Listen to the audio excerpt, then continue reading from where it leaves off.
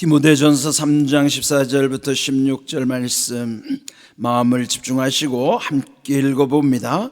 내가 속히 네게 가기를 바라나 이것을 네게 쓰는 것은 만일 내가 지체하면 너로 하여금 하나님의 집에서 어떻게 행하여 할지를 알게 하려 함이니 이 집은 살아계신 하나님의 교회요 진리의 기둥과 터니라.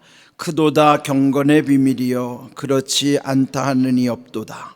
그는 육신으로 나타난 바 되시고 영으로 의롭다 하심을 받으시고 천사들에게 보이시고 만국에서 전파되시고 세상에서 믿음 바 되시고 영광 가운데서 올려지셨느니라.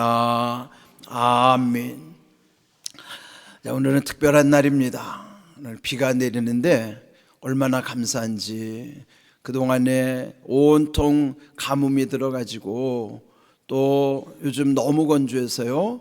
엊그제도 보니까 우리나라에 그냥 온통 산불이 10군데도 넘게, 뉴스에 보니까 전국 산불이 막 벌겋게 나 있어요.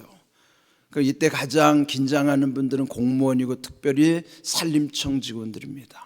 그분들은 지금 비상사태인데 그동안에 불 끊으러 다니는데도 불을 꺼놓으면 또 불이 또다시 일어나고 또 다른 데서 또 불이 일어나고, 얼마나 힘들었겠습니까? 아마 이 비가 내릴 때 제일 기뻐했던 분들이 산림청 직원들일 거예요. 그들은 하늘을 바라보면서 우리가 바라보는 하늘과 지금 내리는 비를 우리가 느끼는 비와는 또 다른 감정으로 그들은 하늘에 감사했을 거예요. 저는 왜 이 아침에 하나님의 은혜를 감사하면서 찬양하는가? 오늘이 식목일입니다. 또 절기상 5번째 해당하는 청명이에요. 푸를 청 밝을 명. 이런 걸 다 생각하니까 그간에 사람의 힘으로 하려고 했는데 지치고 얼마나 힘들었어요. 그런데 이렇게 단비를 쫙 부어주시니까 마침내 이제 산림청 직원들은 비로소 마음이 풀리고 긴장이 풀리고 비로소 참된 안식을 얻게 되는 거예요. 이게 무슨 의미겠어요? 우리 인생이 이런 겁니다. 하나님이 은혜 주셔야 하는 거예요. 하나님이 단비를 내려주시면은 모든 것이 다 동시에 해결하는 것인데 사람의 힘으로 하려고 하면 지치고 또 불이 일어나고 또 다른 데서 또 뭐가 생기고, 그래서 우리에게는요 하나님이 은혜 주셔야만 한다는 사실, 또 이런 모든 것을 우리는 하나님의 섭리 가운데 이루어지시는 것인데 그것을 모르면 대개 우리는 우연이라고 생각해요. 오늘 비를 내리는 것도 이거는 하나님의 섭리를 모르는 사람들은 그저 우연으로 취급하죠. 그런데 우리는 하나님의 섭리를 믿기 때문에 우연이라고 하지 않고 은혜라고 표현하는 거예요. 이렇게 용어도 달라요. 하나님을 알고 경험하는 사람들의 말 자체가 다른 것이죠. 그래서 오늘 이 4월 5일 아침 저는 아침에 새벽 기도를 하면서 하나님께 막 웃으면서 찬양을 드렸어요. 하나님 아버지 정말 멋지십니다. 오늘이 식목일인데요 이렇게 비를 내려주시다니요. 며칠 동안에 이렇게 막 온 산이 불이 나가지고 이렇게 힘들었는데 하나님의 이렇게 우리에게 하나님 멋지신 분을 알려주시는군요. 사람의 힘으로 할 수 없는 것이 하나님이 은혜 주시면 다 해결된다는 걸 이렇게 멋지게 보여주시는군요.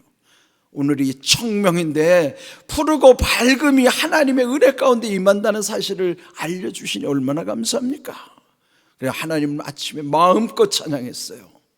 여러분, 이러한 사실 우리는 이미 하나님의 은혜는 성경에서 알려주시는 거예요. 그런데 모르는 사람에게는 비밀인 거예요. 아는 사람에게는 비밀이 아니지만은 모르는 사람에게는 비밀인 거예요. 그래서 오늘 제목이 경건의 비밀입니다.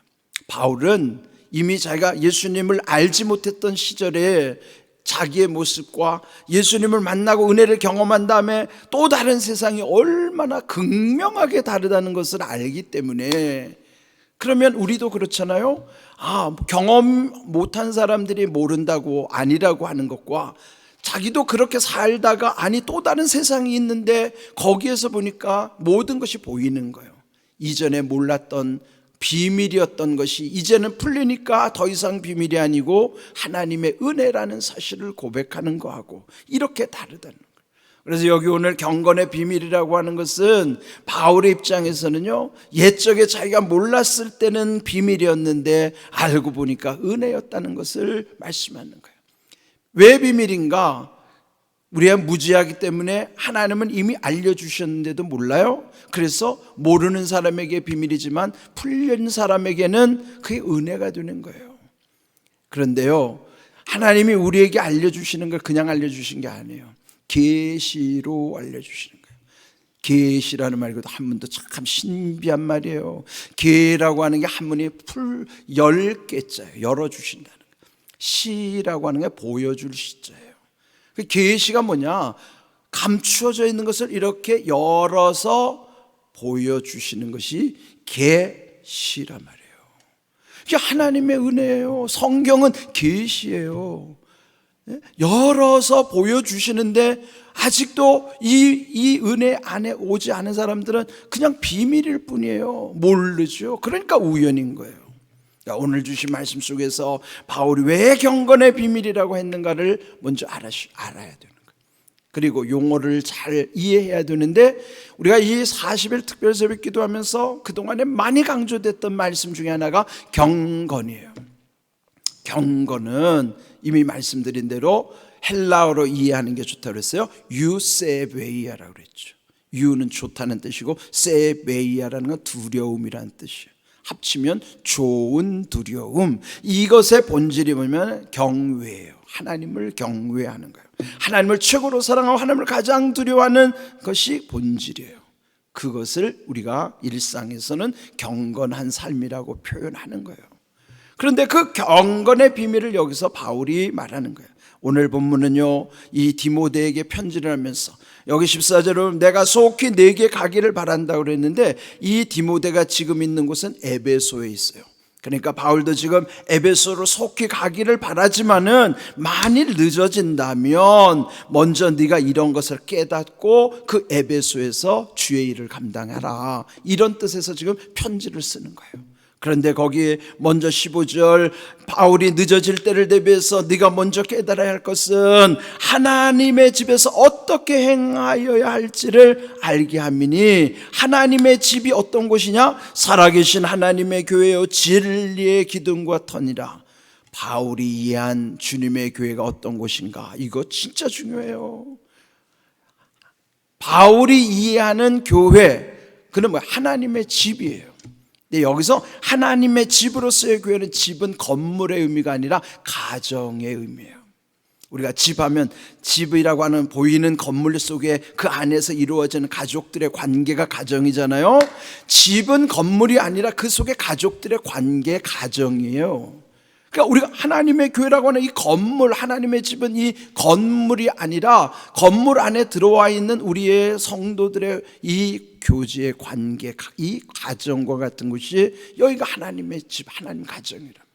그런데 하나님의 집을 일컬어서 여기서 뭐라고 그러냐면 살아계신 하나님으로 표현해요. 살아계신 하나님의 교회. 왜 살아계신? 하나님 뭐 돌아가셨나요? 근데 바울이 왜 살아계신 하나님을 강조하는가 하면, 그 당시 우상들은 다 죽은 신이란 말이에요. 죽은 신과 달리 살아계신 하나님이에요. 살아계신 분은 하나님밖에 없어요. 나머지 우상들은 다 죽은 신들이란 말이에요. 그러니까 우리가 믿는 하나님, 살아계신 하나님이란 말이에요. 예? 여러분, 루터가 종교개혁 당시에 그 로마 교황청으로부터 막 엄청 스트레스를 받았을 때, 그냥 주눅 들어있을 때 아내가 상복을 입고 나타나서 검은 옷을 입고 깜짝 놀라서, 아니 왜 누가 돌아가셨어요? 그러니까 하나님이 돌아가셨다 그래. 무슨 소리예요? 왜 어떻게 하나님이 돌아가셨어요? 당신이 하는 짓을 보니까 하나님은 돌아가신 하나님이에요. 그래서 루터가 그때 깨달은 거야. 아, 하나님은 살아계신 하나님이지. 우리가 가끔씩 그렇게 살아요. 하나님은 살아계신 하나님이에요. 근데 마치 내 행동을 보면 마치 죽은 신을 섬기는 것 같아요. 그럼 우상 섬기는 사람과 뭐가 달라요? 우리는 살아계신 하나님을 믿는 사람들. 이 교회는 살아계신 하나님의 교회예요. 여기는 살아계신 하나님이 살리는 영으로 함께 하시기 때문에 여기는 살리는 곳이에요. 그 여러분 반드시 믿고 우리 교회가 이 건물이 아니라 우리의 하나님의 가정으로서 함께하는 모든 사람들을 살리시는 곳, 살아계신 하나님의 교회란 말이에요. 두 번째는 여기가 뭐냐? 여기는 진리의 기둥과 터란 말이에요. 기둥과 터는 연결된 거예요. 터가 견고한 가운데 기둥이 세워져야 되는 건데 이게 어디에 다 기초를 두고 있는가? 진리 가운데. 진리가 왜 중요한가요? 요한복음 8장 32절 함께 읽어봅니다. 진리를 알지니 진리가 너희를 자유롭게 하리라. 진리가 누구예요? 요한복음 14장 6절에 보면 내가 곧 길이요 진리요 생명, 예수님이 진리란 말이에요. 진리를 알라고 하는 건 예수님을 알 때 예수님이 너희를 자유롭게 할 것이다.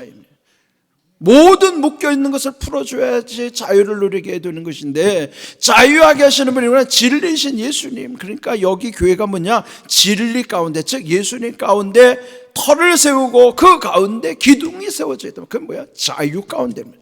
그러니까 이 진리의 기둥과 터에 기초한 우리는 이곳에 들어오면 자유를 누려야 되는 거예요. 뭐예요? 묶인 것이 풀려져야 된다는 거예요.